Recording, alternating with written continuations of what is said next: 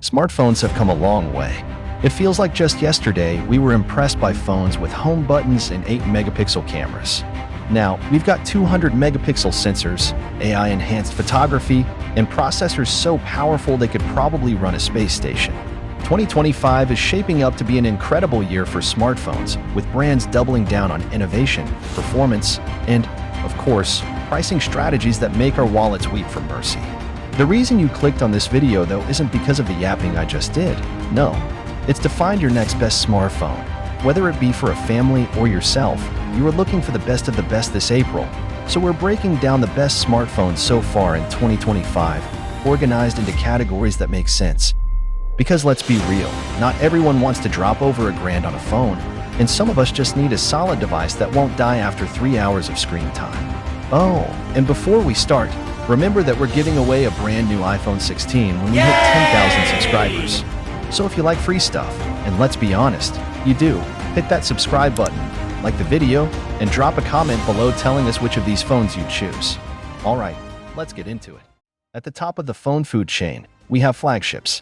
These are the best of the best, the ultimate flex, the phones that tech companies pour billions into just to make you opt into them instead of their other ranges that are exactly the same.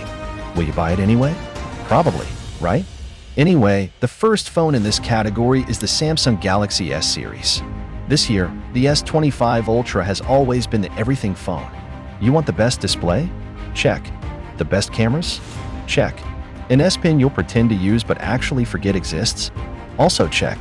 The S25 Ultra continues this trend with a 6.9-inch dynamic AMOLED 144Hz display, the brightest and smoothest screen Samsung has ever put on a phone.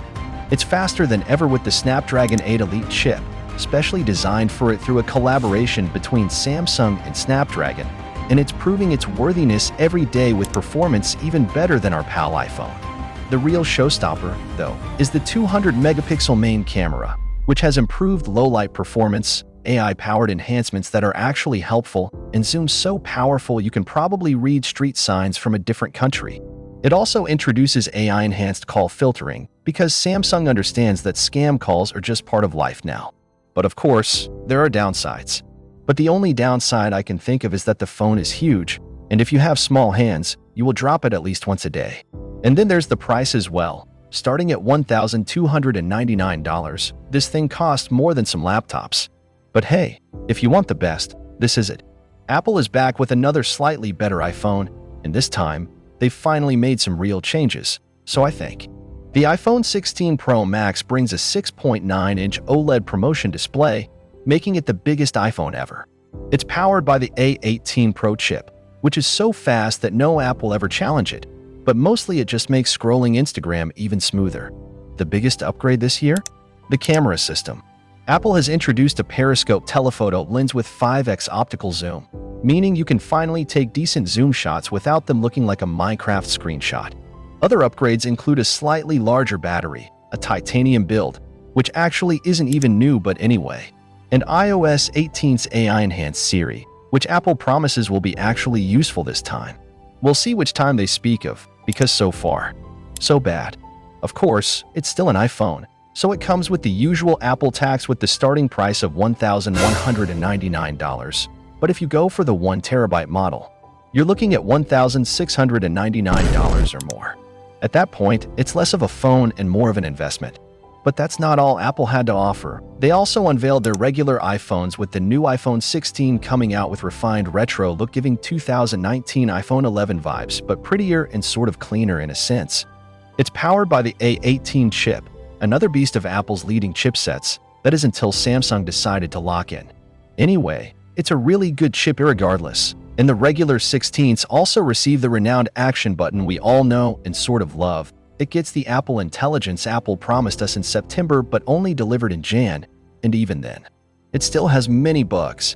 But other than that, it seems to be all they ever promised us so far, which again, is nothing. With that said, I would recommend it to anyone who likes flexing with an iPhone.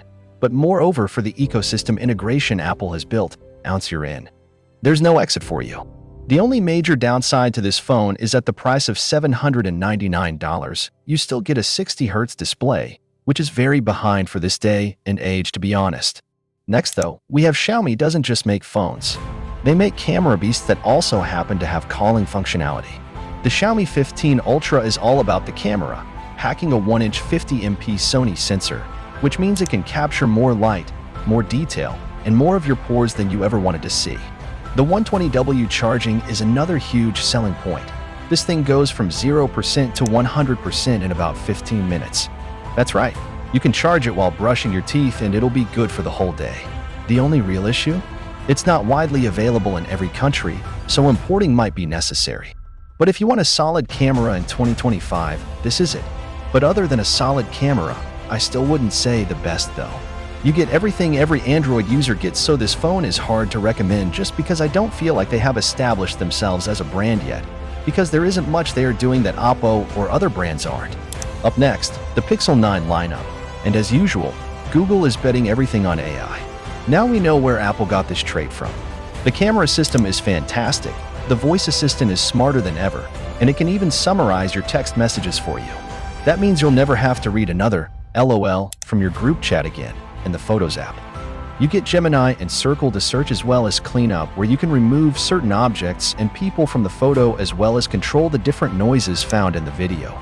Powered by the Tensor G4 chip, and still with outstanding sets of cameras, these phones never disappoint. If an actual, authentic camera is what you want, this lineup from Google will provide. There's a lot to like here in this company, and their phones are definitely one of those things. Okay, so we've seen it all, right? The best of the best, but not everyone wants to spend over $1,000 on a phone. Some of us want the best bang for our buck, and these mid-range champions are exactly that. The Nothing Phone 3A and 3A Pro is basically the hipster phone of 2025.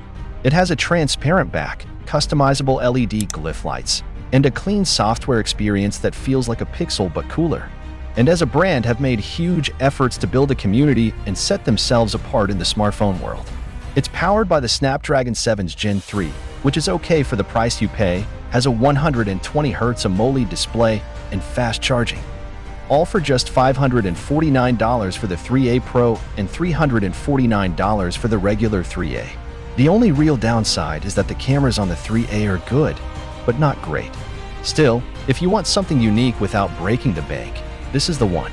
Next we have Samsung's A-series Galaxy A56, which I rate is the best budget phone of 2025. You get a 6.5-inch OLED display, a decent 50MP camera, and a 5,000 mAh battery that lasts all day. No, sorry, all week. At just $399, it's an absolute steal. There's really not much to say bad about this device. Everything is just so smooth, so decent, and honestly, if it were up to me, this is the best $399 you're ever going to spend if AI is what you want. AI is what you'll get here, and it's running One UI 7, so there's really nothing to hate in this phone, and believe me, I've tried. So then there's the S25 FE, which is basically a Galaxy S25 on a budget.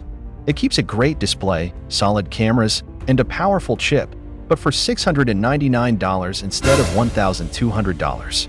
If you want flagship vibes without flagship pricing, this is your phone. I mean, it has everything from the 120Hz adaptive display to Galaxy AI, which is what all companies seem to be pushing as their brand. All I'm saying is you won't regret this phone. Oh, and did I mention the battery life of this beast? If not, here it is. This phone has battery life that even makes the iPhone look bad. You really won't regret anything with this purchase, I promise. But I'm not done. Let's talk a little about Apple's mid-range. The iPhone 16e, the E is silent, and so is this phone's features. I mean, is $599 even budget? Yeah, I know. But it's not all bad. You get the same A18 chip, the same Apple Intelligence features and 48MP Fusion camera, the same action button, and even way better battery life. It's just that you don't get any dynamic island, any telephoto lens. You don't get an as good aesthetic for a phone because it honestly looks like shit as a design compared to the regular 16 lineup. You also don't get any camera button, which is actually nice. That thing is fucking annoying sometimes anyway. And you get USB-C, so it's not all that bad. It's just not all that great either. So I guess pick your struggle. If you had to ask me which phone is the best, it depends. If you want the absolute best flagship, go for the Samsung S25 Ultra, iPhone 16 Pro, or the Pixel 9 Pro. If you want a great mid-range phone, the S24 FE is literally perfect. And if you just want a good phone that won't kill your wallet, The Galaxy A56 is unbeatable. Oh, and before you go, don't forget about our iPhone 16 giveaway. Subscribe, like, and comment below for a chance to win. See you in the next one.